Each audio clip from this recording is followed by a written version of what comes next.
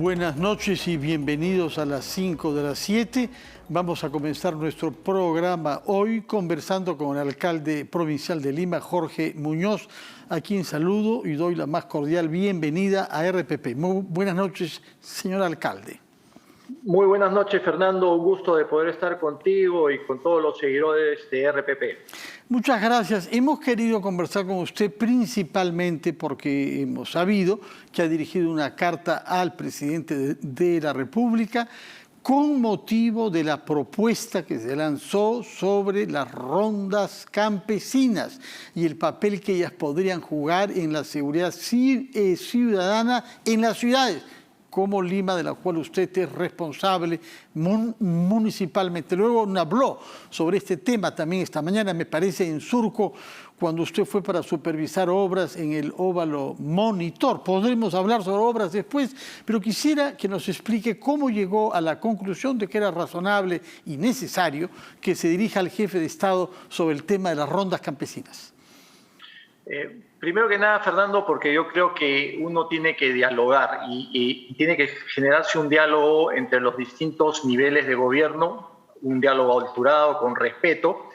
Y esto es como consecuencia de un ofrecimiento y además del discurso propio del señor presidente de la República cuando asume sus responsabilidades como tal, donde habla de que como parte de la seguridad ciudadana se van a incorporar los mecanismos de las rondas campesinas, pero a la zona urbana. Ahí hay una serie de colisiones normativas y eso creo que es algo a lo que se tiene que atender. Cualquier presidente, cualquier autoridad tiene que respetar la Constitución y la ley. Punto uno. Y punto dos, hacer rondas urbanas puede terminar siendo algo pernicioso porque tenemos experiencias como las que hay en Venezuela, en Cuba o en Nicaragua, donde se han armado a civiles para poder realizar acciones políticas para algunos pocos en detrimento de otras personas. Y eso es algo que existe como una suerte de riesgo. Razón por la cual nosotros hemos planteado esta conversación, este diálogo alturado. Y además hay un punto que es fundamental. La Ley Orgánica de Municipalidades establece en el artículo 85 con toda claridad que de darse alguna situación de rondas urbanas, tendría que ser la municipalidad metropolitana la que norme estas agrupaciones y las funciones que se tienen. Nada de eso se ha dicho, nada de eso se ha planteado. No ha habido un diálogo con la Municipalidad Metropolitana y por esas razones es que nosotros hemos dirigido esta comunicación el día de hoy al presidente de la República. No queremos que existan fuerzas paralelas que puedan, lejos de ayudar a combatir la seguridad, a contribuir a tener más inseguridad. Esas fuerzas paralelas pueden ser fuerzas parapoliciales o paramilitares y eso es algo que no consideramos sea beneficioso. Más bien, ¿qué proponemos? Proponemos que se fortalezca la Policía Nacional. Hay una serie de situaciones deficientes todavía en seguridad ciudadana y hay que decirlo así, pero esto tiene que verse fortalecido justamente en los puntos que son necesarios de fortalecer. Me refiero concretamente, por ejemplo, a lo que es investigación criminal. Cuando a la policía se le dota de los elementos de investigación criminal y se fortalece esos aspectos a través de las de PINCRIS, es ahí donde hay una mejor acción que puede terminar sirviendo porque se adelantan a las bandas, se adelantan a la ocurrencia de los hechos y ahí hay un trabajo fundamental por hacer. Esa es nuestra propuesta, esa es nuestra idea, con algunas otras consideraciones que quisiéramos conversarlas con el señor presidente de la República en su momento. Hay un tema que tiene que ver con la delincuencia, pero hay un tema que tiene que ver con la presencia de masas exacerbadas. En este momento, mientras hablamos usted y yo, hay enfrentamientos en la Plaza San Martín entre partidarios de Fuerza Popular y partidarios de Perú Libre. No sé si está viendo la televisión, puede ver ahí, vemos unidades de la Policía Nacional. ¿Tiene información usted sobre estas manifestaciones? ¿De dónde proceden? ¿Han solicitado una autorización? ¿Cuál es el marco normativo que rige respecto del uso de la Plaza San Martín?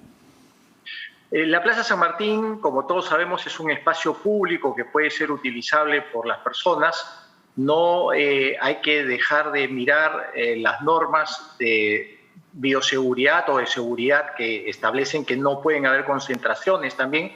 Sin embargo, el día de hoy se han generado algunas concentraciones de partidarios en el Congreso y en la Plaza San Martín. Algunos en el Congreso estaban pidiendo que se proceda con la vacancia. Hay algunas respuestas también de otra índole en la Plaza San Martín, y esto es algo que se ha advertido por nuestro serenazgo a través de las cámaras, y se ha pedido también el refuerzo de la Policía Nacional para poder actuar como corresponde. Los ánimos están muy exacerbados en los últimos tiempos y nuestras calles están bastante polarizadas, justamente con propuestas como las que se hacen, que no tienen fundamentos necesariamente legales y que además pueden ser llevados a otros aspectos o llevadas a otros aspectos de estas propuestas. Consideramos que eso lo que va a hacer es calentar todavía más las calles. Si es que lo he entendido bien, y regresando al tema de las rondas justamente, usted ha dado 3 tipos de argumentos diferentes. Primero, que habrían colisiones normativas. Segundo, el riesgo de que se usen esas fuerzas con una motivación política o subalterna. Y tercera, asegurar la responsabilidad que corresponde, de acuerdo a nuestra normativa, a la municipalidad. Explíquenos, por favor. Y a la favor. Policía Nacional también, ¿no? Esos 3 temas han sido claramente delimitados justamente en lo que acabas de decir tú, Fernando. De acuerdo. Explíquenos sobre el primer punto. Usted habla de colisiones normativas. ¿Cuáles son estas colisiones? Mira, lo que te decía hace un momento, nosotros si revisamos normas generales, hablan de cuál es la naturaleza consuetudinaria de las rondas campesinas y cómo se aplican en los ámbitos rurales, no en los ámbitos urbanos. Querer extrapolar una cosa de lo rural al urbano, ahí hay una situación donde las normas no permiten una transmisión automática. Más bien, si se hiciesen rondas urbanas, estas tendrían que ser normadas por las municipalidades provinciales, como en el caso nuestro, y tendríamos que normar para cada uno de los distritos que conforman la metrópoli. Esos puntos no están claros en la expresión del señor Castillo, y no es que se traen a los ronderos y se les arma y que salen a la calle. Pareciera ser que eso es lo que él ha pretendido hacer o que ha mencionado en los últimos días. Entonces, por eso, para clarificar las cosas, queremos tener una reunión y explicar cómo es el Sistema Nacional de Seguridad Ciudadana y cuáles son las normas municipales que en este caso operan. Eso es con relación al primer punto. Con relación al segundo punto, es el riesgo latente que existe de armar a grupos humanos para el beneficio de unos pocos en detrimento de otros, con una evidente naturaleza política, ¿no? Hemos visto que esto ha sucedido en otros países y no quisiéramos que esto suceda en nuestra capital o en el país en general. Eso creo que puede generar más violencia todavía. De acuerdo. Usted sostiene que lo que se debería hacer es fortalecer a la Policía Nacional y para eso aumentar eventualmente su presupuesto en vez de estar invirtiendo dinero público para hacer venir rondas campesinas a las ciudades. Ahora bien, quisiera saber respecto de este fortalecimiento, ¿en qué está el uso de la tecnología contra la delincuencia, específicamente relativo a las cámaras en la ciudad de Lima y el reconocimiento digital de lo que pasa en las calles? ¿Qué planes y qué proyectos hay sobre estos 2 grandes aspectos de la tecnología contra la delincuencia? Mira, nosotros hemos creado a través de una ordenanza una visión de ir integrando todas las todos los serenazgos de Lima Metropolitana a una sola central, y esto lo planteamos hace algún tiempo.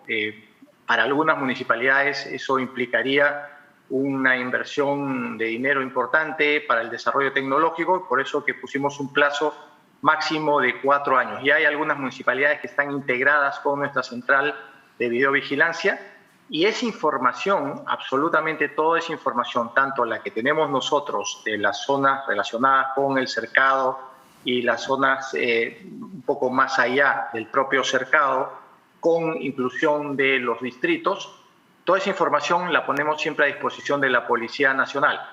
¿Qué cosa hemos hecho, por ejemplo, en la zona del cercado? En el cercado tenemos 10 comisarías. Las 10 comisarías tienen unos monitores que reciben información en tiempo real de lo que se está captando por las cámaras. Adicionalmente tenemos 2 hospitales a los que hemos incorporado también con esto, y estamos creciendo con algunas compañías de bomberos a quienes también se les va a dar esa información, porque consideramos que es fundamental, no en el caso de reprimir una situación delincuencial, sino de generar algún tipo de respuesta para el caso que he mencionado de los bomberos. Pero eso se está trabajando, es importante, y hay varias otras cosas más. Por ejemplo, cuando yo hablo de fortalecer lo que es la investigación criminal, consideramos que en cada DEPINCRI puede hacerse un trabajo especial. Muchas veces, y pongo un ejemplo de algo que hemos manejado en más de una oportunidad, muchas veces tenemos DEPINCRIs que están repartidas y que corresponden en una sola jurisdicción a varias otras jurisdicciones. Hay casos como, por ejemplo, en Miraflores, San Isidro, que comparten una sola unidad, pero hay, de hecho, en estos espacios, en estos lugares, carencia muchas veces de computadoras, de teléfonos, de unidades vehiculares que permiten hacer la labor. Ahí es donde hay que justamente claro que hacer una inversión, sí. Y adicionalmente también hay que dar o hacer propuestas de largo plazo. Absolutamente. Lamentablemente hemos tenido ministros del Interior que han sido cambiados muy rápidamente, han durado poco tiempo y las cosas no han tenido ese largo plazo. Disculpe que acelere, porque tengo entendido que usted está ocupado dentro de un minuto, a las 7:15 me dijeron, y no quería dejar pasar la ocasión para preguntarle por algo que mencionó también usted en Surco respecto de la conveniencia de que el presidente de la República opte por cambiar a alguno de los ministros que han recibido cuestionamientos y objeciones. Sí, Fernando, lo que nosotros hemos planteado es que se tiene que crear un clima de paz, un clima de tranquilidad, de concertación y sobre todo de confianza. Cuando un funcionario no tiene esos pergaminos y cuando hay cuestionamientos, pero reales, serios, evidenciados, hay que buscar justamente ese cambio para que la sociedad esté mucho más tranquila y se comience a construir un mejor desarrollo en beneficio de los ciudadanos, los más vulnerables, las personas que más necesitan en nuestro país, pero con esa base de confianza. ¿Y cuáles son esos ministros sobre los cuales cree usted que hay fundamentos sólidos para pedir que sean cambiados? Mira, comenzamos por el propio Premier, que es una persona que claramente ha tenido manifestaciones de cercanía con el terrorismo.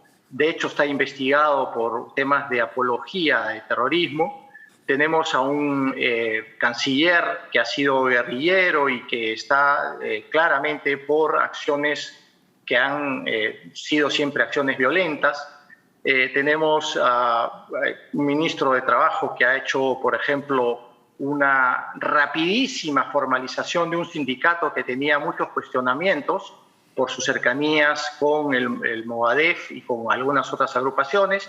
Y así como eso podemos seguir con varios otros ministros que o no tienen la capacidad suficiente o están cuestionados, como hemos dicho. O ambas cosas a la vez, ¿eh? También esto también se ha dado, bueno, ¿no? Sí, respeto entonces nuestro compromiso de dejarlo partir a las 7:15, son las 7:16 ya. Yo seguiría por mí interrogándolo, pero espero que haya otra ocasión para hablar más sobre temas municipales, porque esta mañana lo oí hacer toda una lista de obras que están siendo hechas y sobre las cuales sería muy importante que los ciudadanos de Lima estén informados.